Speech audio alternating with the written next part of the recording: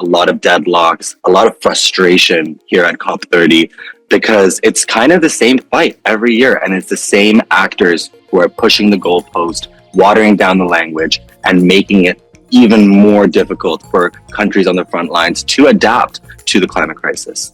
You're listening to In the Newsroom, and I'm Ezgi. In this podcast, we have conversations with colleagues and experts that go beyond the headlines. The UN Climate Change Conference, COP30, is coming to a close in Belém, Brazil. At this year's COP, a fire broke out inside the venue on Thursday, where delegates from nearly 200 countries were in the final hours of trying to agree on next steps to tackle climate change. The fire was extinguished after several minutes, and 13 people were treated for smoke inhalation. While the cause of it is not yet known, the event adds to an already dramatic 2 weeks on the edge of the Amazon rainforest. Leaders from the world's three largest greenhouse gas emitters, China, the United States, and India, refused to attend this year's summit, while indigenous communities and climate activists demanded a seat at the table. In this episode, I spoke with Malik, a producer for TRT World's award-winning climate series, Just 2 Degrees. He gives us a rundown straight from Brazil. Welcome again to the podcast, Mikail. Thank you for having me, Ezgi. Let's start with the basics. What is COP? So COP stands for the Conference of Parties, and it's the UN's annual climate conference that is the only form of negotiations or only forum in which countries can discuss climate change and solutions to it. Since its inception in 1993 in Berlin, it's transformed into a true mechanism of giving voices to communities that are often not heard from, and giving them the opportunities to discuss what threats their countries face due to global warming and what kind of tools, whether it's finance, whether it's different resources that they can adopt to help them mitigate the effects of the climate crisis. Mm-hmm. And what are the big issues on the table this year? What are leaders actually going to be debating?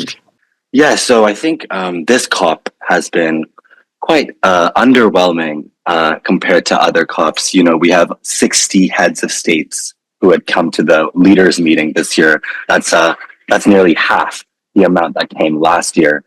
Big names like Narendra Modi, like Vladimir Putin, like Xi Jinping, of course, Donald Trump, did not attend this year's COP. But nevertheless, Brazil is pushing through. Brazil is, leading from the rainforest.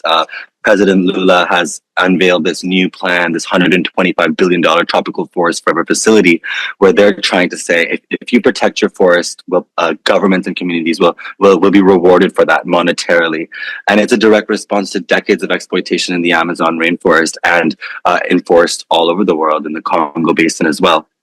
But at the same time, Brazil's kind of dual identity as this, renewable energy leader with 80% of its electricity coming from hydropower, but at the same time, it's an expanding oil exporter.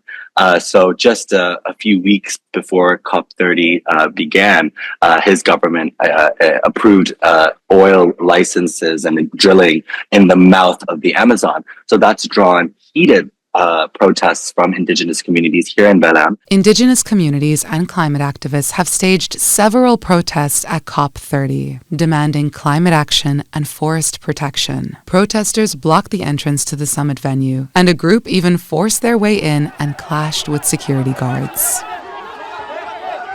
Among these protesters were the Munduruku indigenous people, who are demanding an end to activities that threaten indigenous territories, particularly in the Tabajos and Xingzhou River basins. A Munduruku indigenous woman named Alessandra Corap spoke to press at the protest. E a gente tá aqui há dias e falando a mesma coisa. And we have been here for days now, just saying the very same thing. We want to make sure that our voices are heard. We want to join the negotiations as well, because we absolutely need to know what these people are doing, what these presidents, these companies, this state is doing to us. Yesterday, thousands of people took to the streets, indigenous communities, voicing their opposition to those plans, demanding that their lands be protected and not exploited or extracted for oil and gas. So I think the COPs have kind of developed these really, really contradictory things where you have these nations that are hosting these conferences, and in one breath they're talking about the need and urgency to phase out oil and gas, but at the same time they're doubling down on that production. And this year at COP30, what they're trying to do is implement some of those past promises. So implementing phasing out oil and gas, but the odds are stacked against any type of language when it comes to phasing out oil and gas in any final deal. You know, countries like Saudi Arabia, who are hugely dependent on fossil fuels, basically obstructing the negotiations process, kind of being spoilers. You have countries like India, which 80% of its grid relies on coal, actively obstructing the negotiations, resisting any type of language that would implement a phase out of oil and gas. So a lot of roadblocks, a lot of deadlocks, a lot of frustration here at COP30, because it's kind of the same fight every year. And it's the same actors who are pushing the goalpost, watering down the language, and making it even more difficult for countries on the front lines to adapt to the climate crisis. And as you mentioned, the summit is being held on the edge of the Amazon forest, which is dubbed the lungs of the planet. You mentioned some of the controversies surrounding Brazil's recent policies and the indigenous community's reaction there. Could we get into that a little bit more? I mean, what is the symbolic significance of COP30 being held where it is being held? And what kind of expectations do we have of Brazil as the host country to deliver? Yeah, so the Amazon rainforest, it's known as the lungs of the world. It's a hotspot for biodiversity. 10% of the planet's plants, animal species, flora, and fauna are in the Amazon. And it being held in Belém is quite symbolic because this is the country where the climate convention was born 30 years ago in 1992 in Rio de Janeiro during Earth Day. And it is hugely significant because Lula could have had this summit in Rio or Sao Paulo, but he decided to have it in the Amazon because he wanted to give indigenous people a voice, because these communities are so often excluded from the conversation, but they protect 80% of the world's biodiversity. Brazil does toe a fine line because it is also one of the largest oil and gas producers in the world, which a lot of people don't know. And the fact that Brazil is not even burning its oil and gas for itself shows that it's an energy leader. It doesn't need it. It relies on renewables at home, but it's still selling that oil and gas abroad. So it's contributing to the crisis. And I think a lot of people are kind of pointing to this tension at the moment between countries like Brazil and global north countries that are already industrialized, which is like the argument that Brazil has is, we are a developing nation. You guys, as in the United States, the UK, most of Western Europe, have extracted oil and gas, destroyed our planet for 100 years. And you've benefited off of it, and you've become rich, and your societies have been uplifted, and you've reduced poverty. Why don't we get to do that? Why don't we get the chance to explore our natural resources to benefit our people? And Lula says that all of the money that he gets from the selling oil and gas from the mouth of the Amazon will be used to fund their green transition. So that's another really, really big flashpoint that's happening here. Mm-hmm.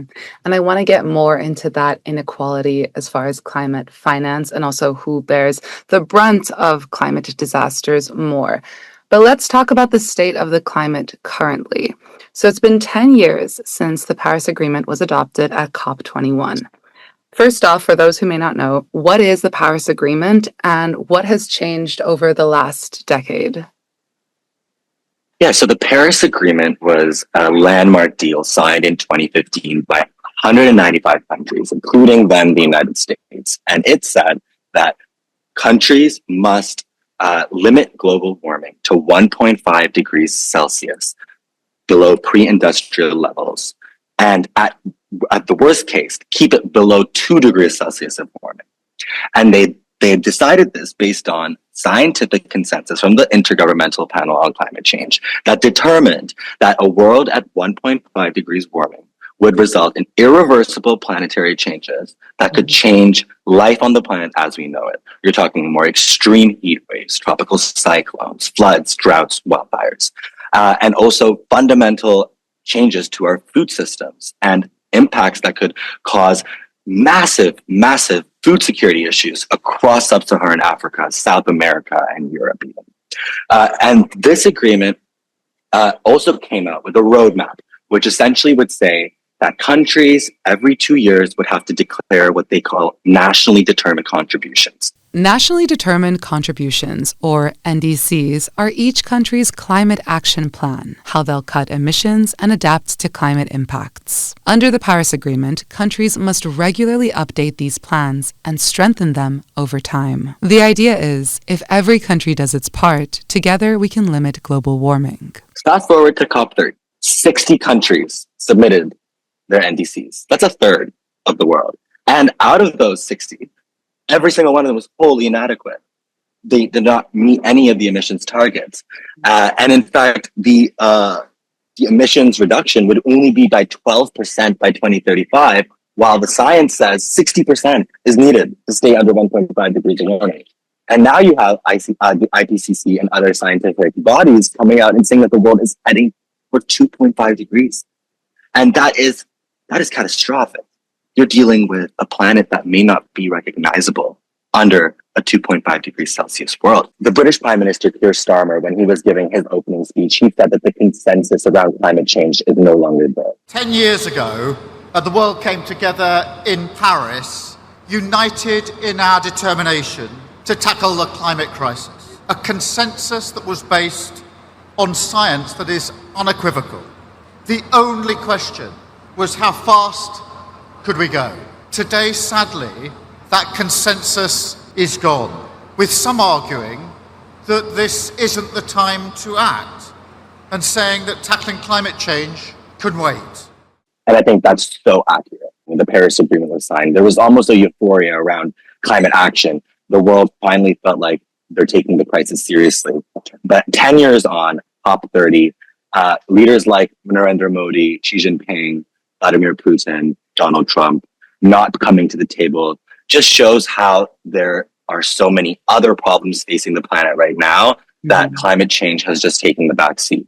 You have the war in Russia and Ukraine. You have many other distractions happening, the famine and war in Sudan. So there are issues that people are trying to focus on that are kind of making them no longer think about the climate crisis as it's an as urgent crisis. But when it comes to China, China is an interesting case because while it is the biggest emitter in the world, it has pledged to, cut emissions by 7 to 10% by 2035. It's still way too short. Experts say it needs to be around 30%. But at the same time, its boom in renewables and electric vehicles, it dominates global supply chains. They've kind of helped gain the momentum around this $2 trillion investment in renewable energy over the past few years, which has now overshot fossil fuel investments, whereas the United States is doubling down on fossil fuels and trying its best to, in fact, increase the extraction of oil and gas. And India, it's the third largest renewable producer, but it obviously relies heavily on coal. And it tries to position itself as this voice for the global south, especially when it comes to climate finance, which is a hugely contentious topic here at COP30. Not to mention the fact that the U.S. has withdrawn from the Paris Agreement for the second time now under Trump's second term, which, as you said, doesn't give people a lot of hope in that agreement being implemented moving forward. But they are talking about this Baku to Belém roadmap this year. So I'm curious, what exactly is this roadmap and why is this considered a turning point after the disappointment that was COP29? Yeah, so that's a great point to bring up the disappointment of COP29. So the Baku to Belém blueprint is basically a blueprint for climate finance published just before COP30. And it says that developing nations, the global south, require $1.3 trillion annually by 2035 to cope with disasters and cut emissions. The wealthy nations are offering just a quarter of that, $300 billion. And that's what they agreed to at COP29 in Baku. And let me just put it into perspective. So $300 billion is what the global north has offered. And experts and developing nations say that they need 1.3 trillion. But what that 300 billion that the global north promised for is just for mitigation.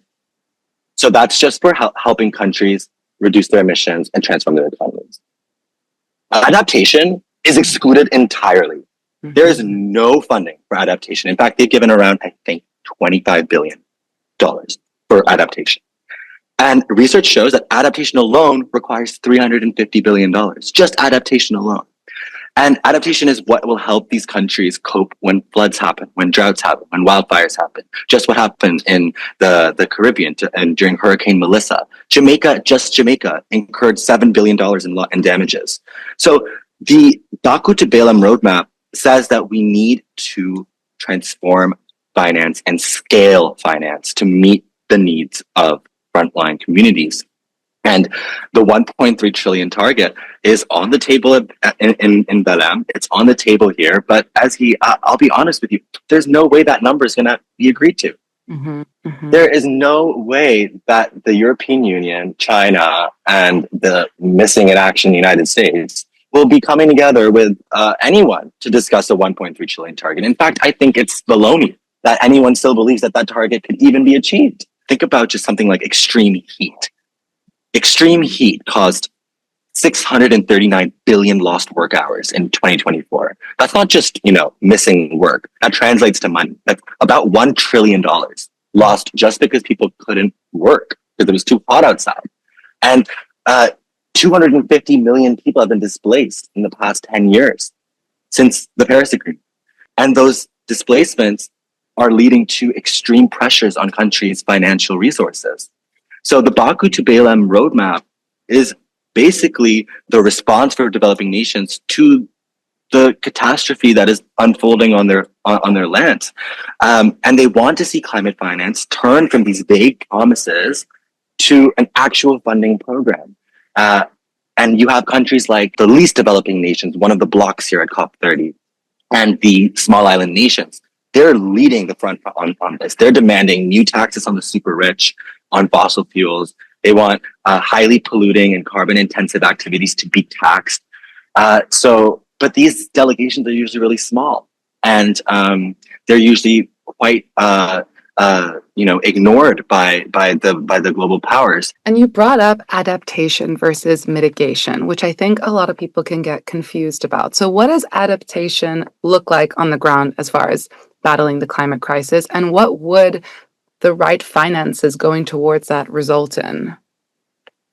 Yeah, so adaptation, when you think of it, think about flood walls, think about shelters during heat waves, think about basically disaster preparedness. So it allows countries like Jamaica, for example, to build seawalls, to invest in early warning systems to help communities leave their homes before a disaster strikes. And it targets regions that are most remote. So, for example, in Pakistan, in the northern areas, these are often very remote communities, but they also sit along glaciers that are rapidly melting. And during the summertime, those glaciers burst and cause flash floods that often happen within minutes, but cause devastation. So things like climate adaptation finance, which Pakistan has received in the past, has helped save lives because that money has led to early warning systems being implemented in remote areas like in the northern areas of Pakistan, so that when a glacial outburst happens, those communities are able to get to higher ground and save their animals, save their families, and save their livelihoods. So a lot is riding on this right now. What can we realistically expect or just hope to come out of COP30? I think what we can expect out of COP30 is more language and more momentum towards implementing a phase out of oil and gas. And the Baku to Belém roadmap, which is the 1.3 trillion target. I do imagine there will be some form of financial pledge determined at the end of this COP. I think it will be duly under what we need. The worst case scenario is that nothing comes out of this COP. And that has happened before. At COP25 in Madrid, countries could not agree on anything and they all went home with nothing. And you know what? The way things are going here right now, the likelihood of there being any deal that can change the course of climate change is very low. And the enthusiasm from the world's most powerful countries is a clear indication that the direction we're going to is no deal. But things change very, very quickly at these types of negotiations. And indigenous people are going to be a huge, huge impact on where these negotiations go. There's already been 2 major disruptions. As COP30 wraps up in Belém, the pressure is heating up on world leaders to turn promises into real commitments. It's unclear what, if anything, will come out of this year's meeting. But looking ahead, Turkey is set to host COP31 in the Mediterranean city of Antalya. The news came after Australian Prime Minister Anthony Albanese announced the withdrawal of his country's bid. Under the deal reached between the 2 countries, Turkey will take the host presidency, while Australia will serve as COP president for negotiations.